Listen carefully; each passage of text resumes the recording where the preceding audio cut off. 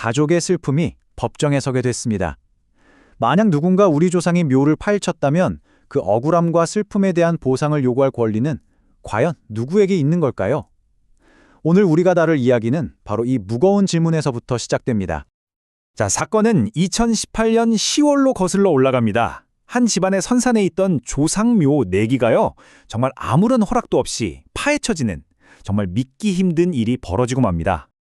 근데요, 여기서 끝이 아니었어요. 파헤쳐진 유골은 양철통에 담겨서 가스토치로 불태워지기까지 했습니다. 이건 단순한 훼손을 넘어서 고인과 그 후손들의 존엄성을 그냥 송두리째 짓밟아버린 행위였죠. 자, 그럼 도대체 이게 어떻게 된 일인지 그 사실관계부터 우리 한번 차근차근 따라가 볼까요? 이 파헤쳐진 묘는요, 바로 소송을 건 원고의 아버지와 조부모님의 묘였습니다. 그런데 이 묘를 파헤친 사람들, 즉 가해자들은 자기들이 종손에게 허락을 받았다고 주장해요. 종손이 뭐냐면 그 집안의 장남, 또 그 장남으로 이어지는 가장 큰 어른을 말하는 거죠. 근데 정말 아이러니한 건 수년 동안 이 묘들을 직접 돌봐온 건 바로 소송을 건 원고였다는 사실입니다. 결국 이 일로 피고 중 한 명은 형사처벌까지 받게 됐습니다. 결국 이 문제는 법정으로 갈 수밖에 없었죠. 그리고 모든 다툼의 핵심에는 단 하나의 질문이 있었습니다. 바로 이 묘에 대한 권리는 도대체 누구에게 있는가 하는 문제였죠. 자, 여러분, 여기서 이 재판 전체를 관통하는 정말 중요한 법률 용어가 하나 나옵니다. 바로 제사주재자라는 건데요. 이게 뭐냐면 법적으로 조상의 제사를 책임지고 또 묘를 관리하고 처분할 권한까지 가진 사람을 뜻합니다. 그러니까 이 제사주재자가 누구냐에 따라서 이 사건의 모든 게 달라지는 상황이었던 거죠. 전통적으로 보면요, 이 제사 주재자의 역할은 보통 장남, 그리고 또 그의 장남으로 이어지는 종손이 맡아왔습니다. 그러니까 피고들 입장에서는 우리는 이 오랜 관습을 따른 거다라고 주장할 수 있는 아주 강력한 근거가 됐던 거죠. 양측의 주장은 정말 팽팽하게 맞섰습니다. 원고는 아니 수년간 묘를 돌본 건 바로 나다.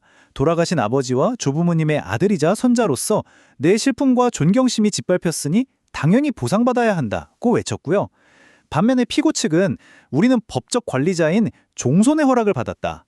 당신은 제사주재자가 아니니 애초에 이런 소송을 걸 자격조차 없다고 맞받아쳤습니다.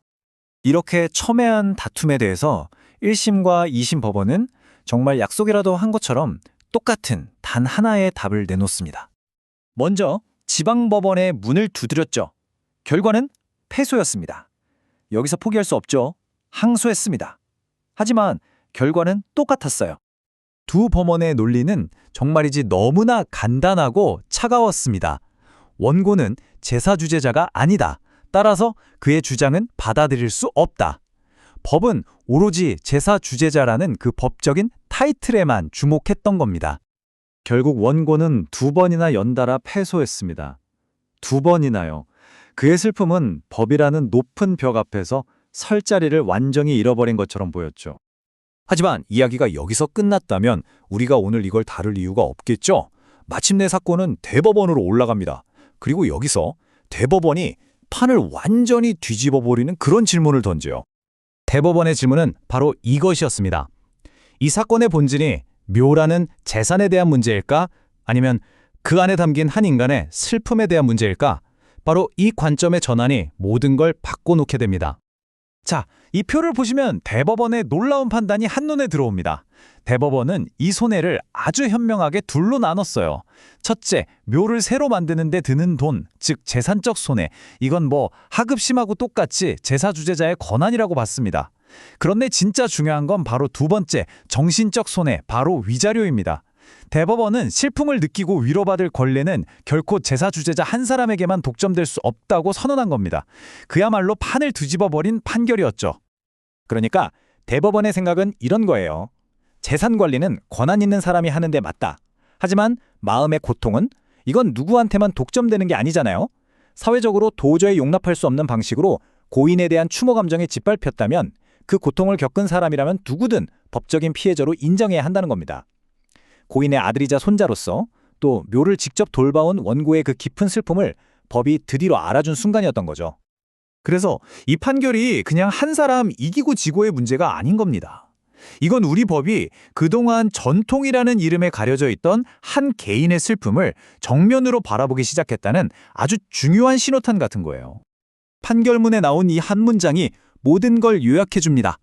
정신적 고통에 대한 위자료 청구권은 제사 주재자에게만 한정되지 않는다. 정말 역사를 바꾼 한 문장이라고 할 수 있겠죠. 결론적으로 이 판결은 묘에 대한 관리권과 그 안에 잠든 가족을 향한 슬픔의 권리를 명확하게 분리한 것입니다. 이 둘은 전혀 다른 차원의 문제라고 법이 선을 그어준 셈이죠. 그래서 이 사건은 우리 모두에게 이런 질문을 던지는 것 같아요. 가족의 모습도 전통에 대한 생각도 모든 게 이렇게 빠르게 변하고 있잖아요. 이런 시대에 과연 우리의 법은 상실이라는 이 지극히 인간적인 감정을 어떻게 바라보고 또 어떻게 함께 변해가야 할까요? 정말 많은 생각을 남기는 판결이 아닐 수 없습니다.